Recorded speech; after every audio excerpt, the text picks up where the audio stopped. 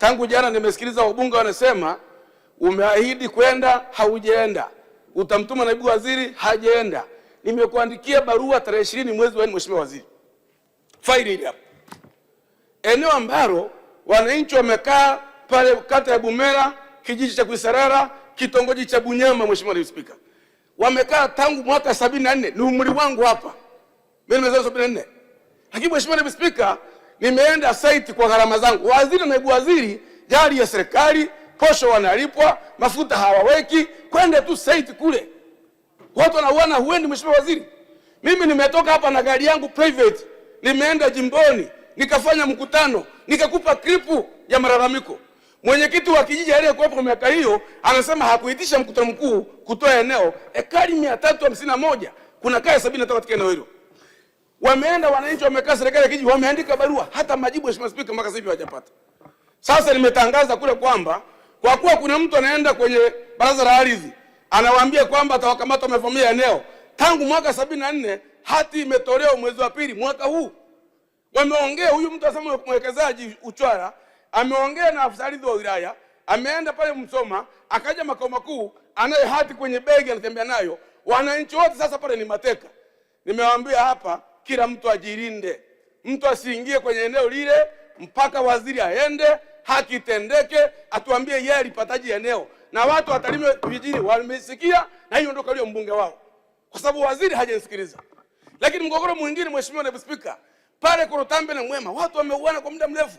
Wanagombana, hawajengi, uhasama, kwenda kuangalia mipaka tu. Mgogoro wa Nyamirambaro, Marasibori kati ya Tarime na Rorya, watu wameshikiana mishale. Nimeshalalamika, nimeandika, hawasikilizwi. Mgogoro wa vijiji 7 kata ya Kuihancha, kata ya Goronga, Nyanungu, wameenda watu wa ardhi wanaweka bikoni wenyewe bila wananchi kushirikishwa. Mheshimiwa Naibu Spika, hii wizara ni miongoni mwa wizara ambazo wabunge wako na akili kama ya kwangu. Wako kama mimi hivyo Itara anavyosema kwamba anamaanisha hii wizara tungeweka kando kwanza hii bajeti yake, tujadili habari ya migogoro na waziri tuonyeshe kama kweli uwezo huo wakaenda kutatua changamoto zipo. Leo mnazungumza hapo Mheshimiwa Naibu Spika, hivi inawezekanaje kwenye baraza la ardhi lile wanaenda kwanza lazima watu wale wawili wachangie gharama. Anayemdhulumu mwananchi wa kawaida maskini ni tajiri. Huyu maskini hana pesa. Kigezo mojawapo lazima kwanza mtoke mwende site. Sasa yule mwenye nacho anatoa gharama, maskini hatoi. Hivyo akienda site unafikiri nani atapewa haki? Katika hiyo scenario nani atapewa haki pale? Maana kile watu wenye pesa. Hivi waziri, ningekuwa mimi nimekalia chukiti kwa muda ambao kaa hapa, ningejaza magereza watu ardhi wengi sana pale. Kwa sababu naibu wa spika hivi anatoaje hati mbili? Hati zipo kwenye mfumo.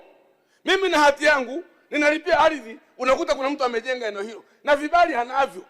Yaani mimi na faili la ardhi hiyo na mwenzako na faili la ardhi hilo. Sasa inaonekana nani ametaimu mwenzake? Usio mpango Mheshimiwa Naibu Spika. Hii wizara Mheshimiwa Bunge tutachangia mwaka huu. Mwaka ujao kija na majibu kama haya na maelezo haya, tuwe na mtindo mwingine. Kwa sababu haiwezekani Mheshimiwa Naibu Spika. Hivi nyinyi mnaona furaha kwa kwenye majimbo, kwenye bunge ambao wananchi wanalalamika, wanalia. Hao wizara hizi, huyo maliasili ana matatizo. Ardhi kuna matatizo. Mifugo kuna matatizo. Maji kuna matatizo. Madini kuna matatizo. TAMISEMI kuna matatizo. Hivi hamuoni kama kuna shida Mheshimiwa Bunge?